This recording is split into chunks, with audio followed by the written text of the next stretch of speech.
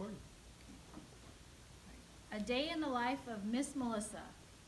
The Hedgehog Broadcasting System is proud to present A Day in the Life of Miss Melissa, and that's me, a Hedgehog player's presentation. After a rigorous morning at the weekly Doctor Who fan club, I decided to build a new sonic screwdriver. Needing a few parts, I left the Jefferson Public Library and headed out to the Johnson Creek Menards. As I was walking through the Menards parking lot, I suddenly realized that the doctor's blue TARDIS was parked right there in the parking lot next to a dump truck. In my excitement, I ran to the TARDIS door and yanked open the door. Inside, there was a woman, and I suddenly realized that it was a porta potty. And the woman quickly held up her credentials and said, Harriet Jones, Prime Minister. "I know who you are," I said as I walked away from the blue porta potty.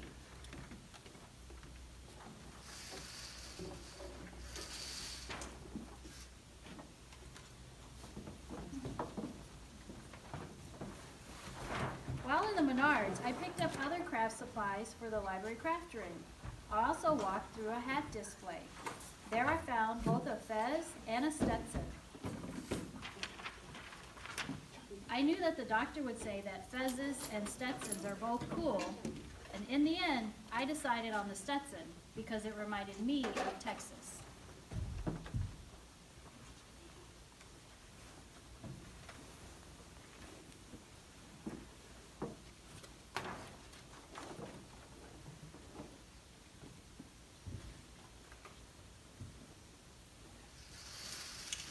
On my way home from Johnson Creek, I walked through a cemetery, and there between the rows of headstones and other statues, I spotted a weeping angel. Panic gripped me as the doctor's words echoed in my head, "Whatever you do, do not blink." You see, weeping angels are only statues when you look at them, and if no one is looking at them, they can move and hunt for their next prey. Not wanting to be attacked by the angel, I stared as long as I could, and when I could no longer take it, I blinked. Opening my eyes, the statue was gone. In my mind, I could hear Clara's words, "Run, you clever girl, and remember," or something like that. So I turned, and I ran towards the Jefferson Public Library. While running, I kept looking over my shoulder, watching for the weeping angel. I started to think about how I could really use the doctor right now. He would know what to do. He always had a plan. Or at least he would say, "Hold tight and pretend it's a plan." I was also starting to wonder what Harriet Jones was doing here in the U.S. Could she be here to fight off the Slovene from Raxacorica falcipatorius? Oh, if only the doctor were here.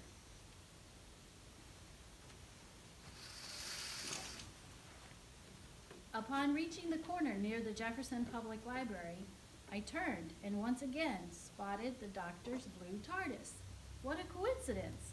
I reminded myself of the doctor's line, "Never ignore coincidence, unless, of course, you're busy, in which case you should always ignore coincidence."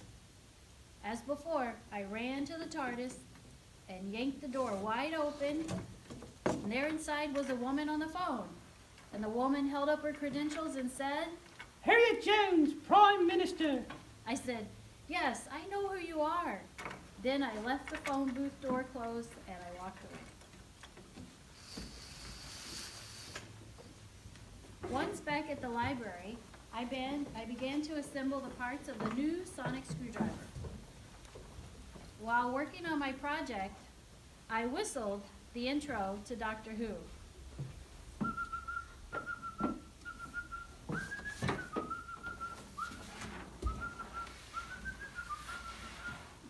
One of the children in the library asked what I was doing, and I replied, "I'm building a sonic screwdriver."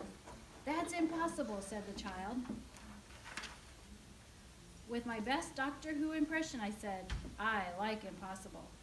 The child then asked, "What makes it sonic?" I then replied, "Well, it makes noise, of course." Once the screwdriver was completed, I was eager to go out and give it a try.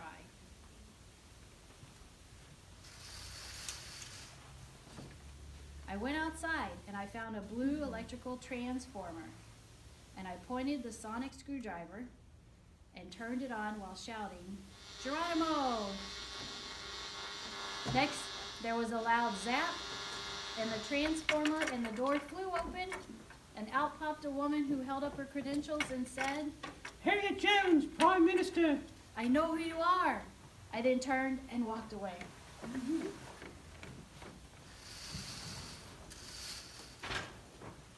As I walked back into the Jefferson Public Library, I thought about all that had happened to me today. In addition to building my new sonic screwdriver, I had had 3 run-ins with Harriet Jones. What was she doing here?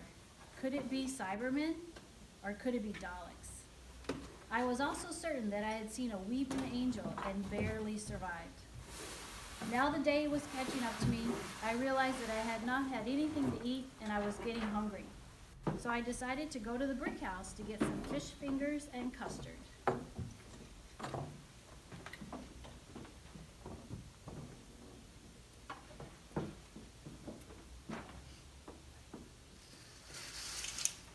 As I walked up to the brick house, I spotted yet another blue TARDIS. Having already been tricked before, I tentatively opened the door. Although I half expected another run-in with Harriet Jones, instead I was greeted by the doctor himself, who stated, "Ah, brilliant, I've been waiting for you." Dumbstruck, all I could say was, "It really is bigger on the inside." Addressing the doctor, I said, "Doctor, a moment ago you said you were waiting for me. What did you mean?" The doctor replied, "Oh, Miss Melissa, you are brilliant. Well, not as brilliant as me, but you're not too far behind."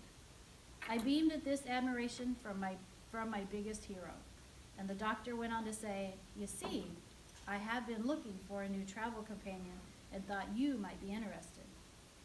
At this I replied, "But I have to be back at the Jefferson Public Library tomorrow." The doctor said, "Miss Melissa, you know this is a time machine, right? I could have you back before we even leave." I asked, "If we get back before we leave, wouldn't that disrupt the space-time continuum?" To this, the doctor shrugged and said, "It's all a little wibbly-wobbly, timey-wimey, but I think it should be okay."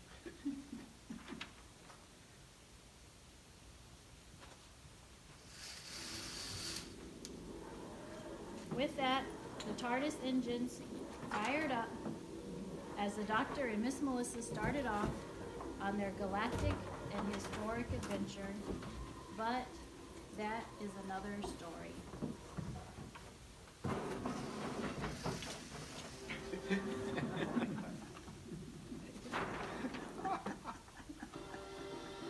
The end. Great.